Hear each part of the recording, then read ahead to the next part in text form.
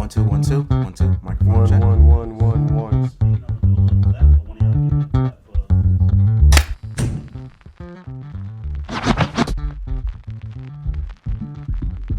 I don't think we ever really realized who our dad was. He always tells us stories about how when the other members came over to the house, we would be excited to meet them and be like, "Oh my God, that's Mixmaster, or that's Dr. Ice," and he's like, "I'm in the same group." Yeah, I don't think it really clicked to us who our dad was until we started going out to different events and seeing how he was being Treated. like treated from Right. the other celebrities that we idolized. Like going back to what he was saying, as far as we looked at the other members of the group like they were celebrities, and that was the thing that they was like our family members and our uncles come over or whatever. So we always see their posters in the house. So we Exactly. idolize those guys.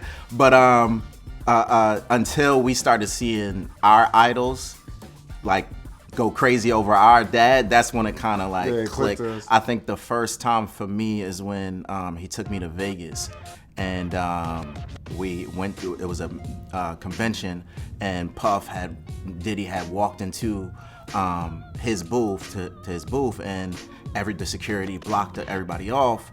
And my dad's like, "You want to go in there?" I'm like, "Yeah, but they stopped everybody. We can't." He's like, "Yes, we can." So he went to the door and we were in, and I'm just like, "Oh, you're a guy. Like you're not just my dad. Like you just got us in, and they had security blocking this whole area off."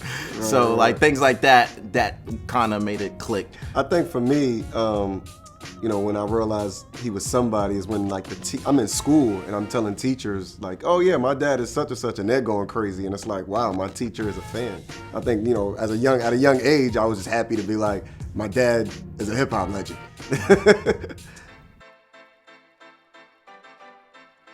My dad, he groomed us for the industry.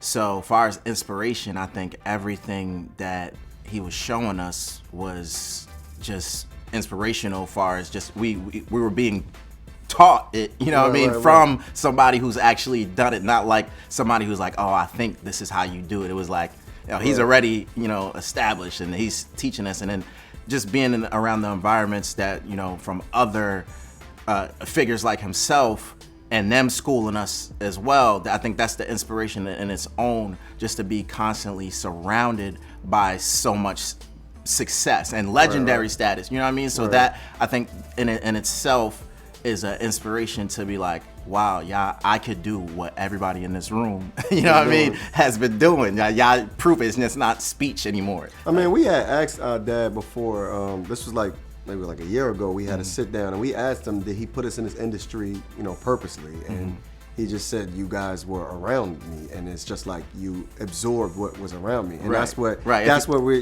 like if your dad was a mechanic, right? You know what I mean? And you're always in the garage, you watching him fix cars, you're gonna know how to fix cars. One thing that he always said is that he loved the fact that we took interest at an early age because we understood the business so early, like as far as the behind the scenes and how this person was getting screwed over and all of that stuff. Like we would hear the stories. We would hear the stories so early that when we got older, it was like, okay, well, yeah, I ain't messing with that person.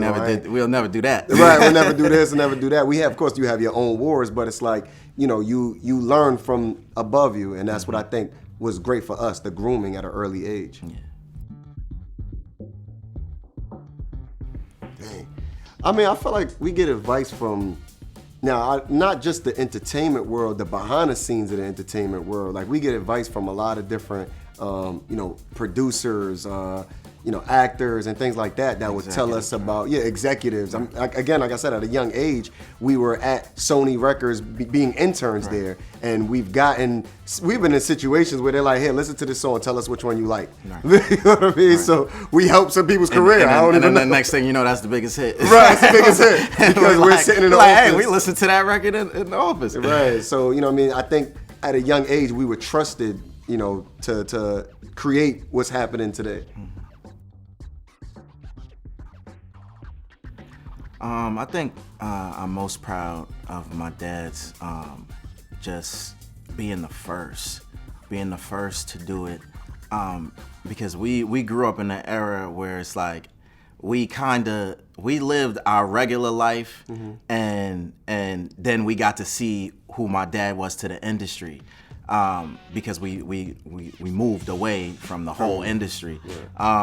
So just the fact that, okay, we didn't live maybe the Jay-Z's kid's life, or you know what I mean, or that type of stature, but at the same time to know my dad had to go through all of this to pave the way for all these artists. I think that in itself is like, you can't recreate that. Like you can't not be the first. Like you can't be the first again. So just the fact that he was and he paved the way for, you know, what hip hop is today, I think that's the most impressive thing, you know.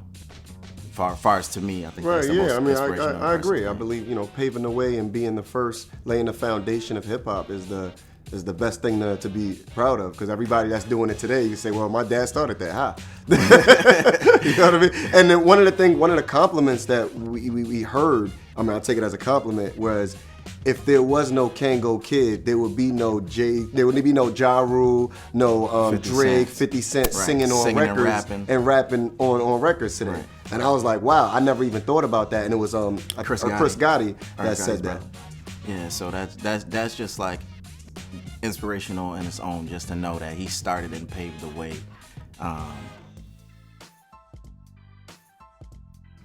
Definitely, you know, the influence from back then is gonna take place today. So that the whole music industry is recycled, from samples to, you know, melodies. All of that stuff is always recycled.